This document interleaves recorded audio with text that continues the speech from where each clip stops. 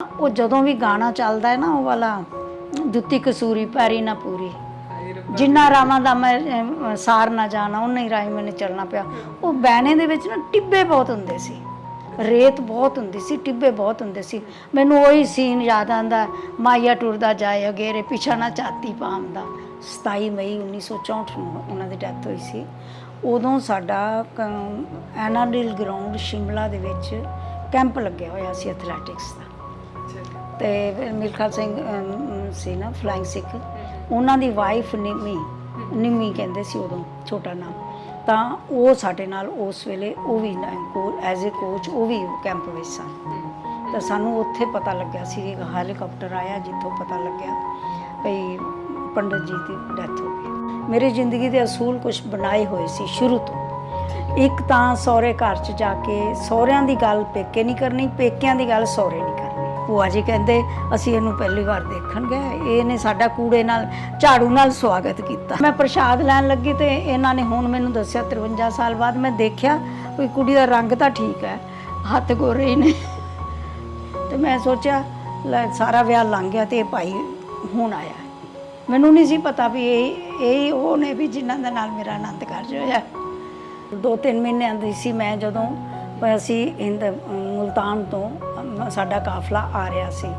ਤਾਂ ਮੈਨੂੰ ਬਚਪਨ 'ਚ ਉੱਥੇ ਹੀ ਛੱਡ ਦਿੱਤਾ ਗਿਆ ਕਿਉਂਕਿ ਮੈਂ ਬਹੁਤ ਪਤਲੀ ਜੀ ਮਾੜੀ ਜੀ ਸੀ, ਕੋਈ ਸਾਡੀ ਫੋਟੋ ਨਹੀਂ ਸੀ। ਫਿਰ ਅਸੀਂ ਜਦੋਂ ਵਿਆਹ ਤੋਂ ਬਾਅਦ ਮਸੂਰੀ ਘੁੰਮਣ ਗਏ ਆ। ਫੁੱਲ ਖਿੜੇ ਮੇਰੇ ਬਾਗੀ ਬਾਈ ਮਨਜੀਤ ਕੌਰ ਤੂਰ, ਜੋ 75 ਸਾਲਾਂ ਦੀ ਪੰਜਾਬਣ ਕੁੜੀ ਹੈ, ਬੜੀ ਸਧਾਰਨ ਜੀ ਸਿੰਪਲ ਜਿਹੇ ਪਰਿਵਾਰ ਤੋਂ, और अपनी जीवनी लिखी है, दैट्स ऑटोबायोग्राफी। उन्होंने शुरुआत इस चीज़ तो की है, मैं कोई बड़ी शख्सियत नहीं है, ना ही मैं कोई सियासतदान थी, ना ही कोई अहदेदार और ना ही कोई मैं बहुत चर्चित पर्सनैलिटी है। मैं सिर्फ एक सधारण जी पंजाबी औरत हाँ जिन्हें इस समाज नूं, इस पंजाब नूं 2 वारी वंडदे देखा, 4 वारी बहुत लाइफ थ्रैटनिंग कंडीशनस तो बचे हैं और अल्टीमेटली अपनी पहली किताब 73 ईयर्स की एज दे विच लिखी है फुल खिड़े मेरे बागी। मनजीत कौर तूर, मोस्ट वेलकम। तुसी रिटायर्ड टीचर हैं है ना स्कूल? बिल्कुल, मैं 27 साल स्कूल च पढ़ाया है। 15 है साल मैं पिंड तो अमलोह शहर च जाती रही हाँ पढ़ाउण। अमलोह डिस्ट्रिक्ट उदों हुण फतेहगढ़ साहब है, पहलों पटियाला डिस्ट्रिक्ट सी जदों मेरा विआह होया सी, ये पटियाले डिस्ट्रिक्ट विच सी। ठीक है। ते 12 साल मैं चंडीगढ़ तो अमलोह जाती रही हाँ पढ़ाउण वास्ते। गर्मियां च मैं 7 बजे 6 बजे निकलती सी। 5 जनियां दा खाना बना के ब्रेकफास्ट अलग रैप करके जाना, लंच अलग करके जाना। क्योंकि जदों शुरू च असी चंडीगढ़ आए तो मेरे को उस वेले कोई नौकर नहीं सी। 3 महीने मैनू इस तरह ही काम करना पिया, जिहदे विच सवेरे मैं उठदी सारियां दा 5 जनियां दा, एक मेरा देवर, 2 मेरे बेटे, एक मेरे फादर इन ला, एक मेरे हसबैंड, इन्हां 5 ਦਾ मैं खाना बना के वो अलग रैप करदी ब्रेकफास्ट, लंच वखरा। फिर मैं अपनी रोटी बनाउंदी तो वो जिहड़ी मैं नाल लैके जांदी। फिर मैं गर्मियां 'ਚ 6 वजे बस लैंदी ते 8 वजे मैं अमलोह पहुंचदी।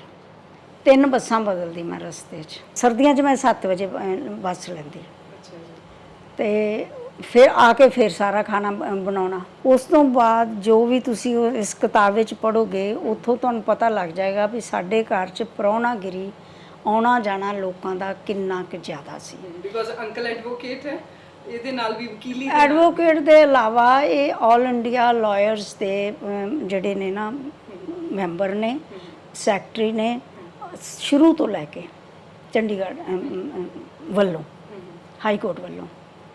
ਵੈਸੇ ਤਾਂ ਜਿਹੜੇ ਹੁੰਦੇ ਨੇ ਨਾ ਇਹਨਾਂ ਦੀ ਚੇਂਜ ਹੁੰਦੀ ਰਹਿੰਦੀ ਹਰ ਤੀਜੇ ਸਾਲ ਦੂਜੇ ਸਾਲ, ਪਰ ਇਹ ਸ਼ੁਰੂ ਤੋਂ ਇੱਕ ਉਹਦੇ ਤੇ ਰਹੇ ਨੇ ਆਲ ਇੰਡੀਆ। ਉੱਥੇ ਤੁਹਾਡੇ ਜਨਮ ਹੋਇਆ ਆ ਪੰਜਾਬ ਦੀ ਹਿੰਦੁਸਤਾਨ ਐਂਡ ਪਾਕਿਸਤਾਨ ਦੀ ਵੰਡ ਤੋਂ ਪਹਿਲਾਂ ਦਾ? ਬਿਲਕੁਲ 2-3 ਮਹੀਨਿਆਂ ਦੀ ਸੀ ਮੈਂ ਜਦੋਂ ਅਸੀਂ ਮੁਲਤਾਨ ਤੋਂ ਸਾਡਾ ਕਾਫਲਾ ਆ ਰਿਹਾ ਸੀ।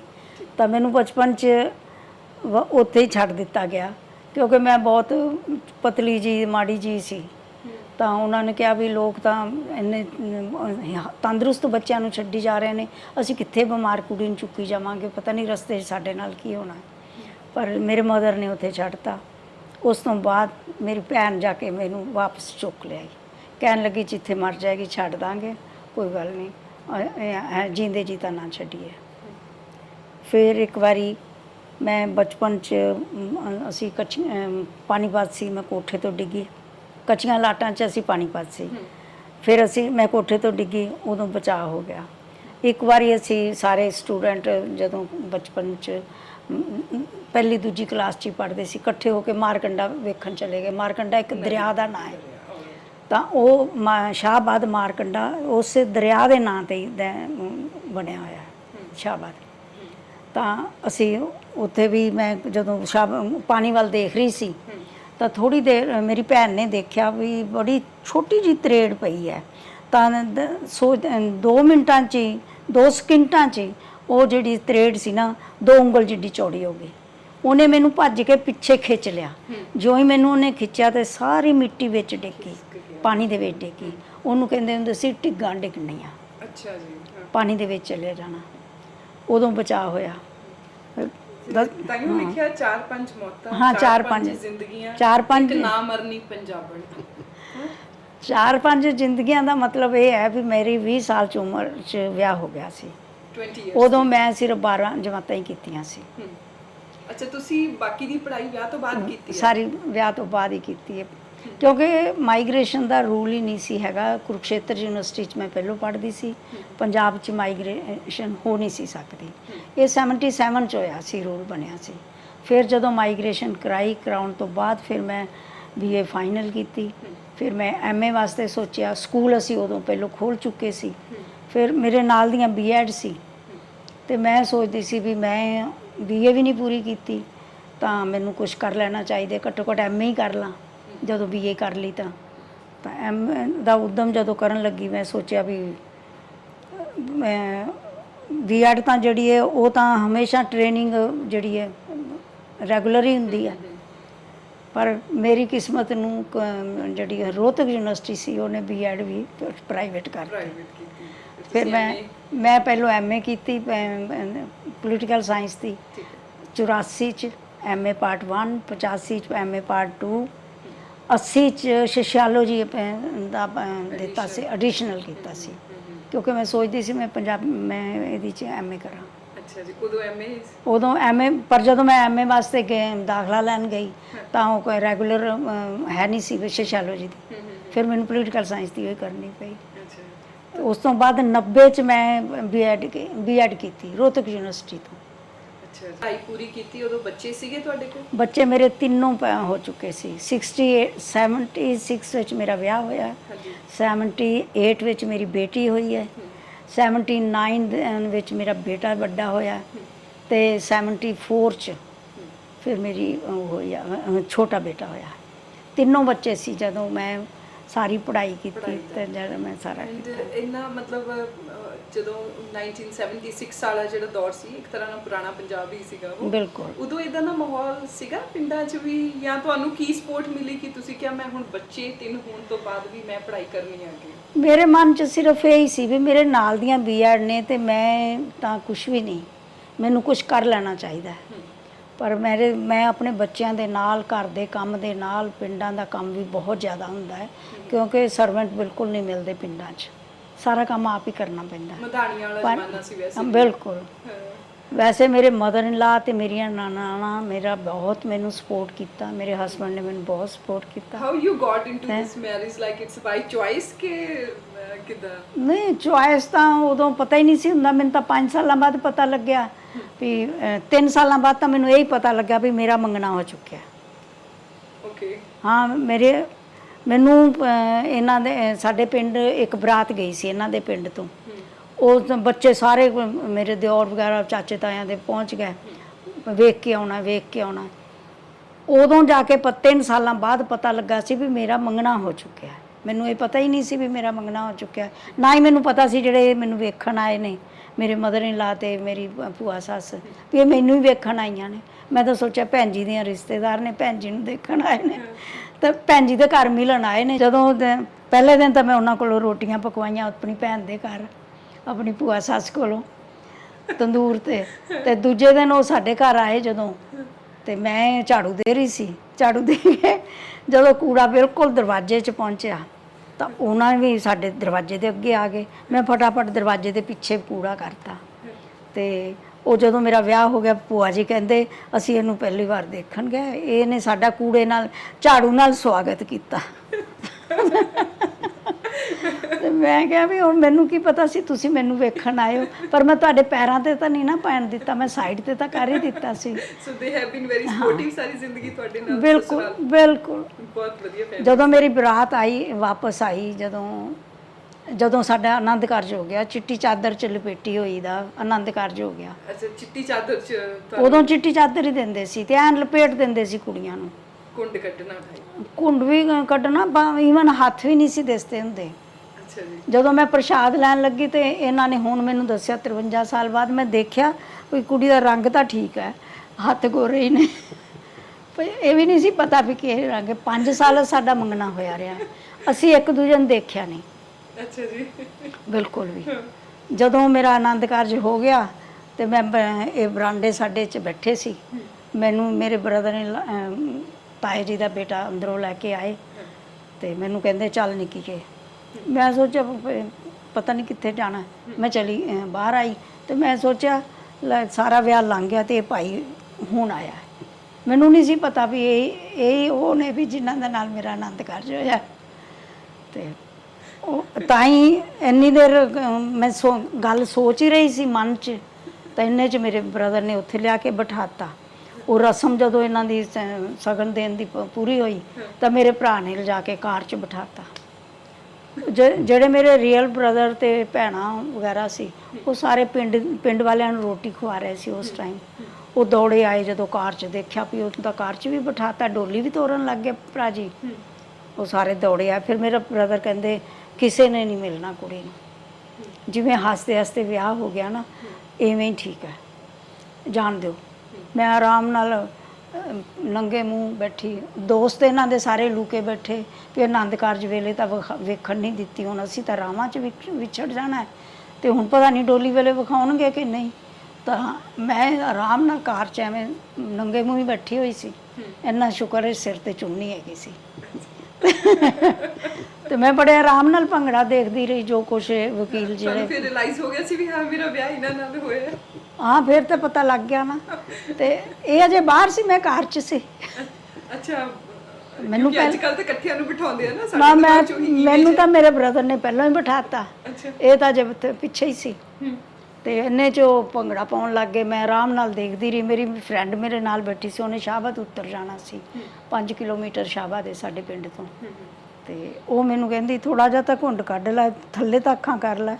ਮੈਨੂੰ ਤਾਂ ਬਿਲਕੁਲ ਧਿਆਨ ਨਹੀਂ ਸੀ ਵੀ ਡੋਲੀ ਟੁਰਦੀ ਪਈ ਹੈ, ਮੈਂ ਆਰਾਮ ਨਾਲ ਭੰਗੜਾ ਦੇਖ ਰਹੀ ਸੀ। ਤੇ ਫਿਰ ਸ਼ਾਹਬਾਦ ਉਹ ਉੱਤਰ ਗਿਆ ਤਾਂ ਚੱਲ ਅਸੀਂ ਬਰਾਤ ਸਾਡੀ ਇੱਧਰ ਨੂੰ ਗੋਬਿੰਦਗੜ੍ਹ ਨੂੰ ਚੱਲ ਪਈ। ਮੈਂ ਕਾਰ 'ਚ ਸੀ, ਬਰਾਤੀ ਤਾਂ ਬੱਸ ਵਿੱਚ ਹੀ ਸੀ। ਅੱਛਾ, ਬੱਸ ਗਈ ਸੀ ਬਰਾਤ ਹਾਂ, ਬੱਸ ਗਈ ਸੀ। ਤੇ ਜਦੋਂ ਅਸੀਂ ਪਿੰਡ ਦੇ ਨੇੜੇ ਪਹੁੰਚੇ, ਘਰ ਪਹੁੰਚ ਗਏ, ਮੈਂ ਤਾਂ ਚੁੰਨੀ ਵੈਸੇ ਹੀ ਸਪੌਕੀ ਲੱਗੀ ਸੀ ਠੀਕ ਕਰਨ। ਤਾਂ ਇਹਨਾਂ ਨੇ ਮੈਨੂੰ ਕਹਿ ਦਿੱਤਾ, ਕਹਿੰਦੇ ਘੁੰਡ ਦਾ ਵਕਤ ਨਾ ਪਾ ਲਈ। ਓਹ ਦੈਟਸ ਸੋ ਸਵੀਟ। ਉਹ ਮੈਂ ਤਾਂ ਮਨ 'ਚ ਸੋਚਿਆ ਵੀ ਮੈਂ ਤਾਂ ਚੁੰਨੀ ਲੱਗੀ ਸੀ ਠੀਕ ਕਰਨ, ਮੈਂ ਘੁੰਡ ਨਹੀਂ ਲੱਗੀ ਸੀ ਕੱਢਣ। ਜਦੋਂ ਮੈਂ ਇੰਨੇ 'ਚ ਕਾਰ ਤੇਜ਼ ਕੀਤੀ, ਉਹਨੇ ਉੱਥੋਂ ਕੋ ਨਾ ਰੇਤ ਆਉਂਦੀ ਸੀ ਤੇ ਜੇ ਕਾਰ ਸਲੋ ਕਰਨੀ ਸੀ ਤੇ ਫਿਰ ਕਾਰ ਨੂੰ ਧੱਕਾ ਲਾਉਣਾ ਪੈਣਾ ਸੀ। ਅੱਛਾ ਜੀ। ਤੇ ਉਹ ਮੇਰੀਆਂ 2 ਨਨਾਣਾ ਨਾ, ਇੱਕ ਮੇਰੀ ਰੀਅਲ ਨਨਾਣ, ਇੱਕ ਭੂਆ ਜੀ ਦੀ ਬੇਟੀ, 2 ਜਣੀਆਂ ਅੱਗੋਂ ਆ ਗਈਆਂ। ਚਾਹ ਹੁੰਦਾ ਉਹਨਾਂ ਨੂੰ ਵੀ ਭਰਾ ਦੇ ਨਾਲ ਕਾਰ 'ਚ ਬੈਠਾਂਗੇ। ਤਾਂ ਇਹਨਾਂ ਨੇ ਕਾਰ 'ਚ ਨਹੀਂ ਬਿਠਾਇਆ, ਕਾਰ ਤੇਜ਼ ਕਰਵਾਤੀ। ਡਰਾਈਵਰ ਨੂੰ ਕਹਿੰਦੇ ਤੇਜ਼ ਕਰ ਦੇ, ਤਾਂ ਉਹ ਗੁੱਸੇ ਹੋ ਗਈਆਂ। ਇੰਨੇ 'ਚ ਘਰ ਆ ਗਏ, ਘਰ 'ਚ ਪਹੁੰਚ ਗਏ। ਉਦੋਂ ਨਾ ਪਿੰਡਾਂ ਸਾਡੇ 'ਚ, ਮੇਰੇ ਸਹੁਰਿਆਂ ਦੇ ਪਿੰਡ 'ਚ ਲਾਈਟ ਨਹੀਂ ਹੁੰਦੀ ਸੀ, ਲਾਲਟਨ ਨਹੀਂ ਹੁੰਦੀ ਸੀ। ਤਾਂ ਜਦੋਂ ਅਸੀਂ ਘਰ ਪਹੁੰਚ ਗਏ ਤੇ ਭੂਆ ਜੀ ਨੇ ਫਿਰ ਮੈਨੂੰ ਵੇਖਿਆ ਤਾਂ ਭੂਆ ਜੀ ਨੂੰ ਲੱਗਿਆ ਵੀ ਸ਼ੀਸ਼ੇ ਤਾਂ ਨਹੀਂ, ਇੰਨੀਆਂ ਮੋਟੀਆਂ ਮੋਟੀਆਂ ਅੱਖਾਂ ਦਿਸਦੀਆਂ ਪਈਆਂ ਨੇ। ਤੇ ਭੂਆ ਜੀ ਨੇ ਫਟਾਫਟ ਅੰਦਰ ਜਾ ਕੇ ਕਾਰ 'ਚ ਮੇਰਾ ਚੁੰਨੀ ਥੋੜ੍ਹੀ ਜਿਹੀ ਥੱਲੇ ਕੀਤੀ, ਕਿਉਂਕਿ ਇਹ ਵੀ ਇੱਕ ਉਹਨਾਂ ਦੇ ਮੁਤਾਬਕ ਇੱਕ ਰਸਮ ਹੀ ਹੁੰਦੀ ਹੈ ਵੀ ਘੁੰਡ ਥੋੜ੍ਹਾ ਜਿਹਾ ਤਾਂ ਨੀਵਾਂ ਹੋਵੇ ਨਾ ਚੁੰਨੀ। ਤਾਂ ਫਿਰ ਬਸ ਐਵੇਂ ਮੇਰੀ ਡੋਲੀ ਪਹੁੰਚ ਗਈ। ਦੂਜੇ ਦਿਨ ਇੱਕ ਗੱਲ ਇਹ ਸੀ ਵੀ ਸਾਡੇ ਘਰ 'ਚ 3 ਵਿਆਹ ਇਕੱਠੇ ਹੋਏ ਸੀ। ਅੱਛਾ ਜੀ, ਮੇਰੀ ਤੁਹਾਡੀ ਫੈਮਿਲੀ 'ਚ? ਸਾਡੀ ਫੈਮਿਲੀ 'ਚ ਮੈਂ ਛੋਟੀ ਸੀ, ਮੇਰੇ ਤੋਂ ਵੱਡੀ ਮੇਰੀ ਭੈਣ ਸੀ, ਉਸ ਤੋਂ ਵੱਡਾ ਮੇਰਾ ਭਰਾ ਸੀ। ਤੇ ਮੇਰੇ ਫਾਦਰ ਵਾਸਤੇ ਇਹ ਬੜੀ ਪ੍ਰੋਬਲਮ ਸੀ ਭਈ ਸਾਰਿਆਂ ਤੋਂ ਛੋਟੀ ਦਾ ਪਹਿਲੋਂ ਵਿਆਹ ਕਰਾਂ ਤੇ ਵੱਡਿਆਂ ਨੂੰ ਬਿਠਾ ਕੇ। ਅੱਛਾ। ਉਹ ਵੀ ਮੈਂ ਇਹਨਾਂ ਨੂੰ ਪੁੱਛਿਆ ਇੱਕ ਦਿਨ ਬੈਠੇ ਬੈਠੇ, ਅਸੀਂ ਗੱਲਾਂ ਕਰ ਰਹੇ ਸੀ, ਮੈਂ ਕਿਹਾ ਆਪਣਾ ਰਿਸ਼ਤਾ ਕਿਹਨੇ ਕਰਾਇਆ ਸੀ? ਕਹਿੰਦੇ ਮੈਨੂੰ ਤਾਂ ਪਤਾ ਨਹੀਂ। ਕਹਿੰਦੇ ਭੈਣ ਜੀ ਨੂੰ ਪੁੱਛ ਲੈ। ਫਿਰ ਮੈਂ ਆਪਣੀ ਨਨਾਣ ਨੂੰ ਫੋਨ ਕਰਿਆ ਨਵੇਂ ਸ਼ਹਿਰ, ਉਹਨਾਂ ਨੇ ਦੱਸਿਆ ਵੀ ਭਾਈਆ ਜੀ, ਤੇਰੇ ਭਾਈਆ ਜੀ ਨੇ 2 ਵਾਰੀ ਮੇਰੇ ਬਾਪੂ ਜੀ ਨੂੰ ਆ ਕੇ ਕਿਹਾ ਸੀ ਭਈ ਰਿਸ਼ਤੇ ਵਾਸਤੇ।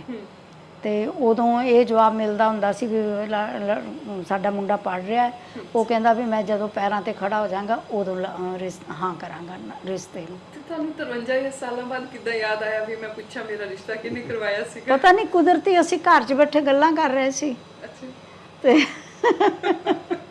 ਤੇ ਉਦੋਂ ਹੀ ਪਤਾ ਲੱਗਿਆ, ਅਸੀਂ ਪਤਾ ਕੀਤਾ। ਬਸ ਇਸ ਤਰ੍ਹਾਂ ਹੀ ਉਹ ਜ਼ਮਾਨੇ ਹੀ ਇਸ ਤਰ੍ਹਾਂ ਦੇ ਹੁੰਦੇ ਸੀ। ਕੋਈ ਸਾਡੀ ਫੋਟੋ ਨਹੀਂ ਸੀ। ਫਿਰ ਅਸੀਂ ਜਦੋਂ ਵਿਆਹ ਤੋਂ ਬਾਅਦ ਮਸੂਰੀ ਘੁੰਮਣ ਗਏ ਆ, ਉਹ ਸਾਡੇ ਨਾਲ ਇੱਕ ਕਿਸੇ ਦਾ 65 ਸਨ ਵਿੱਚ ਵਿਆਹ ਹੋਇਆ ਸੀ, ਕਿਸੇ ਦਾ 66 ਵਿੱਚ ਹੋਇਆ ਸੀ, ਇਹਨਾਂ ਦੇ ਦੋਸਤਾਂ 'ਚੋਂ। ਫਿਰ ਅਸੀਂ ਉਹ ਕਪਲ ਵੀ ਦੋਨੋਂ ਨਾਲ ਲਏ, ਫਿਰ ਅਸੀਂ ਮਸੂਰੀ ਘੁੰਮਣ ਵਾਸਤੇ ਗਏ। ਤਾਂ ਉਹ ਜਦੋਂ ਵੀ ਗਾਣਾ ਚੱਲਦਾ ਹੈ ਨਾ, ਉਹ ਵਾਲਾ ਜੁੱਤੀ ਕਸੂਰੀ ਪੈਰੀ ਨਾ ਪੂਰੀ, ਜਿੰਨਾ ਰਾਵਾਂ ਦਾ ਮੈਂ ਸਾਰ ਨਾ ਜਾਣਾ ਉਹਨਾਂ ਹੀ ਰਾਹੀਂ ਮੈਨੂੰ ਚੱਲਣਾ ਪਿਆ। ਉਹ ਬੈਣੇ ਦੇ ਵਿੱਚ ਨਾ ਟਿੱਬੇ ਬਹੁਤ ਹੁੰਦੇ ਸੀ, ਰੇਤ ਬਹੁਤ ਹੁੰਦੀ ਸੀ, ਟਿੱਬੇ ਬਹੁਤ ਹੁੰਦੇ ਸੀ।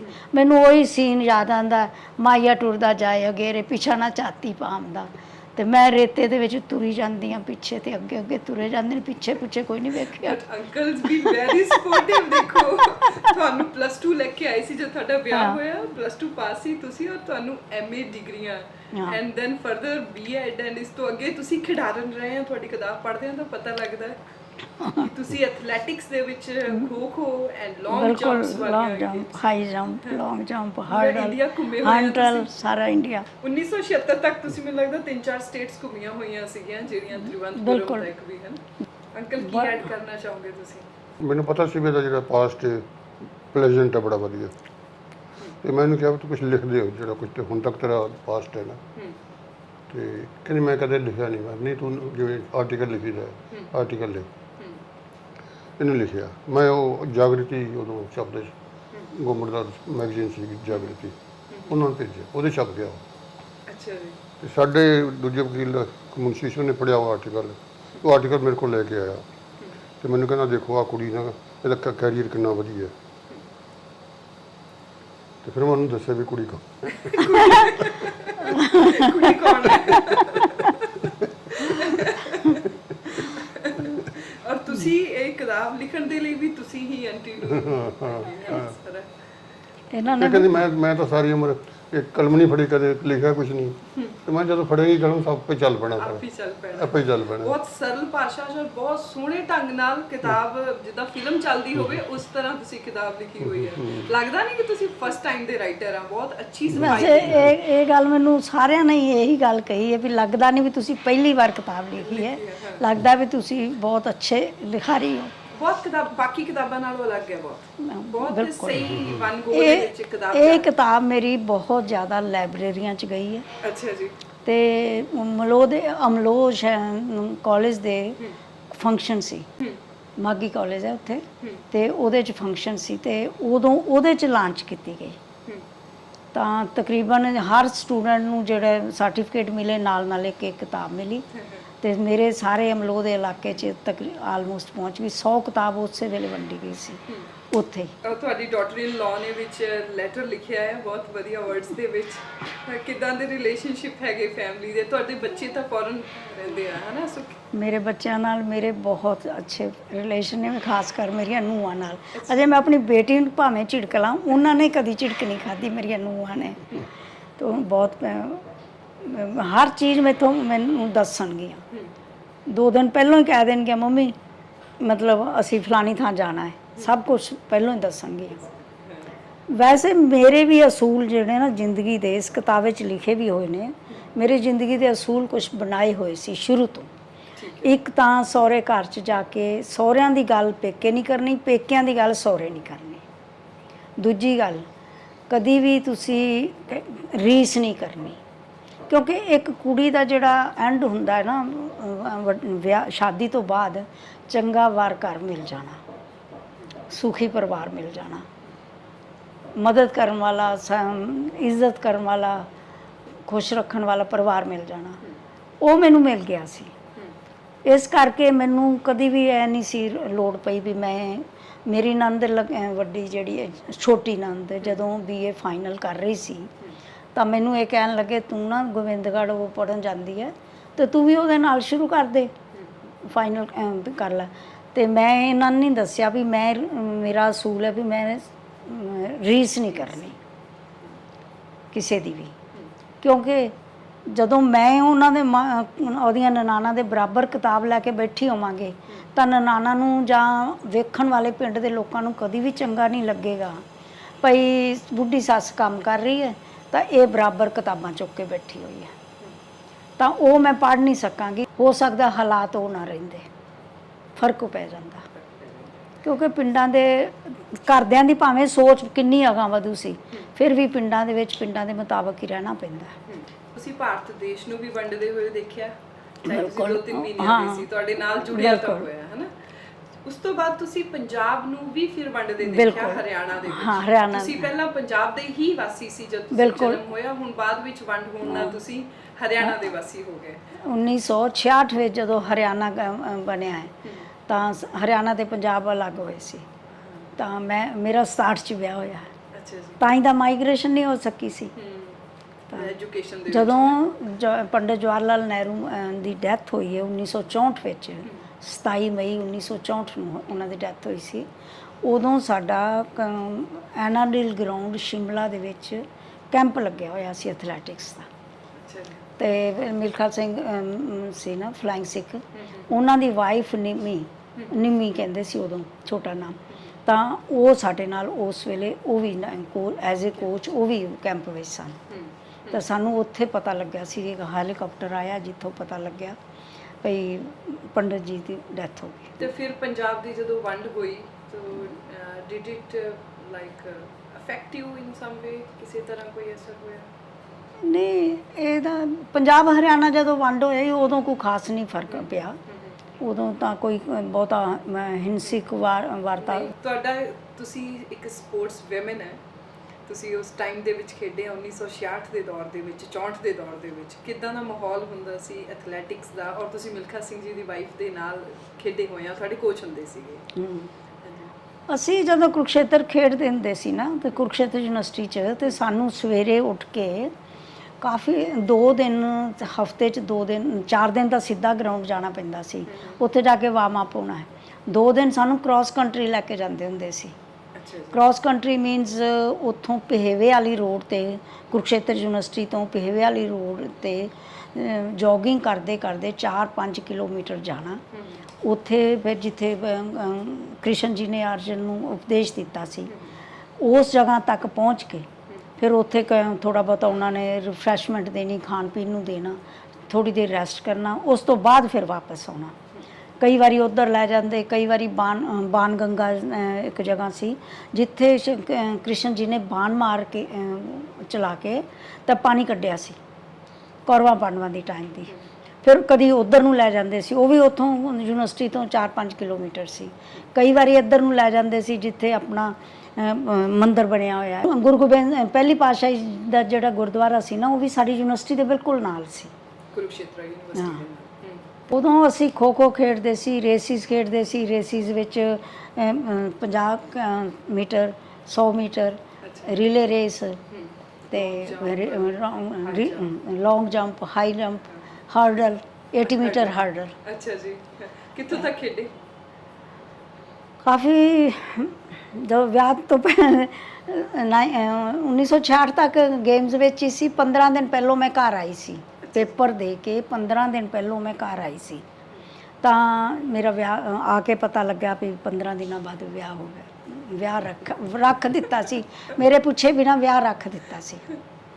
ਤਾਂ ਫਿਰ ਮੇਰਾ ਰਿਜ਼ਲਟ ਤਾਂ ਇਹਨਾਂ ਦੇ ਪਿੰਡ ਹੀ ਆ ਕੇ ਨਿਕਲਿਆ, ਬਹਿਣੇ 'ਚ। ਅੱਛਾ ਜੀ। ਤੇ ਤੁਸੀਂ ਨੈਸ਼ਨਲ ਲੈਵਲ ਤੇ ਗੇਮਸ ਖੇਡਦੇ ਰਹੇ ਬਿਲਕੁਲ। ਯੂਨੀਵਰਸਿਟੀ ਤੱਕ, ਨੈਸ਼ਨਲ ਲੈਵਲ ਤੇ। ਅੱਛਾ, ਇੱਕ ਹੋਰ ਸੀ ਜਿਹੜਾ ਐਥਲੈਟਿਕਸ ਦੀ ਟੀਮ ਹੁੰਦੀ ਸੀ ਨਾ, ਹਮੇਸ਼ਾ ਮੁੰਡੇ ਕੁੜੀਆਂ ਦੀ ਇਕੱਠੀ ਜਾਂਦੀ ਹੁੰਦੀ ਸੀ। ਬਾਕੀ ਜਿੰਨੀਆਂ ਵੀ ਟੀਮਾਂ ਸੀ, ਹਾਕੀ, ਵਾਲੀਬਾਲ, ਜੇ ਫੁੱਟਬਾਲ ਆਦਿ, ਇਹ ਸਾਰੇ ਅਲੱਗ-ਅਲੱਗ ਟੀਮਾਂ ਜਾਂਦੀਆਂ ਸੀ। ਪਰ ਜਿਹੜੀ ਇਹ ਹੁੰਦੀ ਸੀ ਨਾ ਐਥਲੀਟ ਕੁੜੀਆਂ ਮੁੰਡੇ ਇਕੱਠੇ ਜਾਂਦੇ ਸੀ। ਭਾਰਤ, ਪਾਕਿਸਤਾਨ, ਫਿਰ ਪੰਜਾਬ, ਹਰਿਆਣਾ, ਹੁਣ ਤੁਸੀਂ ਅਮਰੀਕਨ ਕੈਨੇਡੀਅਨ ਵੀ ਹੈਗੇ ਆ। ਬਿਲਕੁਲ। ਤਾਂ ਕਿੱਦਾਂ ਦਾ ਕੀ ਫਰਕ ਲੱਗਦਾ ਹੈ, ਕਿਸ ਨਜ਼ਰੀਏ ਨਾਲ ਲਾਈਫ ਨੂੰ ਦੇਖਦੇ ਹੋ ਤੁਸੀਂ ਦੋਨੋਂ? ਸਾਡੀ ਦੋਨਾਂ ਦੀ ਲਾਈਫ ਬੜੀ ਸਮੂਥਲੀ ਚੱਲੀ। ਅਸੀਂ ਕਦੀ ਆਪਸ ਵਿੱਚ ਝਗੜੇ ਨਹੀਂ, ਤੂੰ ਮੈਂ ਤੱਕ ਕਦੀ ਅੰਕਲ, ਇਹ ਗੱਲ ਨਹੀਂ ਸੱਚ ਹੈ? ਬਿਲਕੁਲ ਠੀਕ। ਠੀਕ ਹੈ। ਨੈਵਰ ਇਨ ਲਾਈਫ, ਇਹ bitter word, never in life. Very nice. So ਅਗਰ ਤੁਹਾਡੀ ਏਜ ਦੀ ਗੱਲ ਕਰੀਏ ਤਾਂ ਅੰਕਲ 85 ਐਂਡ ਯੂ ਆਰ 74। ਇਹ 84, ਮੈਂ 74। ਅੱਛਾ, ਅੰਕਲ 84, ਤੁਸੀਂ 74। ਬਾਕੀ ਜਿੰਨੀ ਰਿਸਪੈਕਟ ਇਹਨਾਂ ਨੇ ਆਪਣੀ ਬਰਾਦਰੀ 'ਚ, ਆਪਣੇ ਖਾਨਦਾਨ 'ਚ ਲਈ ਹੈ, ਮੈਨੂੰ ਲੱਗਦਾ ਵੀ ਸ਼ਾਇਦ ਮੈਂ ਵੀ ਉਹਦੀ ਹੱਕਦਾਰ ਹਾਂ, ਮੈਂ ਵੀ ਉਨੀ ਹੀ ਲਈ ਹੈ ਇਹਨਾਂ ਦੇ ਪੂਰਨਿਆਂ ਤੇ ਚੱਲ ਕੇ। ਤਾਂ ਮੇਰੇ ਖਾਨਦਾਨ 'ਚ ਮੇਰੇ ਫਾਦਰ ਇਨ ਲਾਅ ਵੀ 4 ਭਰਾ ਸੀ, ਅੱਛਾ ਜੀ। 2 ਭੈਣਾਂ ਤੇ 4 ਭਰਾ। ਸਾਰਿਆਂ ਦੇ ਵਿੱਚ ਮੇਰੇ ਅਜੇ ਤੱਕ ਮੇਰੇ ਦਿਓਰਾਂ ਦਰਾਨੀਆਂ ਨਾਲ ਸਭ ਨਾਲ ਬੜੇ ਅੱਛੇ ਰਿਲੇਸ਼ਨ ਨੇ। ਹਰ ਇੱਕ ਨੂੰ ਮੈਂ ਇੱਥੋਂ ਤੱਕ ਵੀ ਕਹਿ ਸਕਦੀ ਹਾਂ ਵੀ ਜੇ ਤੁਹਾਡੇ ਘਰ 'ਚ ਤੁਹਾਨੂੰ ਕੋਈ ਵੀ ਪ੍ਰੋਬਲਮ ਹੈ ਜਾਂ ਕੋਈ ਗੱਲ ਹੋ ਗਈ ਹੈ ਤਾਂ ਚੰਡੀਗੜ੍ਹ ਆ ਜਿਓ, ਆਪਣੇ ਘਰ ਨੂੰ ਛੱਡ ਕੇ ਨਾ ਜਾਇਓ, ਇੱਥੇ ਆ ਜਿਓ। ਜਦੋਂ ਠੀਕ ਹੋ ਜਾਏਗਾ ਮੂਡ, ਫਿਰ ਘਰ ਚਲੇ ਜਾਇਓ। ਤੇ ਬਾਕੀ ਮੈਂ ਉਹਨਾਂ ਨੂੰ ਜੇ ਕੋਈ ਕਿਸੇ ਗਲਤ ਗੱਲ ਤੋਂ ਕਹਿਣਾ ਵੀ ਹੋਵੇ ਨਾ, ਮੈਂ ਬੜੀ ਫਰੈਂਕਲੀ ਕਹਿ ਸਕਦੀ ਹਾਂ ਵੀ ਆਹ ਕੰਮ ਨਹੀਂ ਕਰਨਾ, ਮੰਨਦੇ ਨੇ ਸਾਰੇ। ਸਾਡੀ 50th ਐਨਵਰਸਰੀ ਸੀ ਜਦੋਂ 2017 'ਚ, ਤਾਂ ਉਹ ਉੱਥੇ ਟੋਰਾਂਟੋ ਮਨਾਈ ਸੀ ਬੱਚਿਆਂ ਨੇ। ਉੱਥੇ ਆਪਣੇ ਸਾਡੇ ਘਰ 'ਚ ਹੀ, ਘਰ ਦਾ ਜਿਹੜਾ ਬੈਕਗਰਾਊਂਡ ਹੈ, ਬੈਕ ਯਾਰਡ ਹੈ ਨਾ, ਉਹ ਕਾਫੀ 2 ਏਕੜ ਦਾ ਹੈ।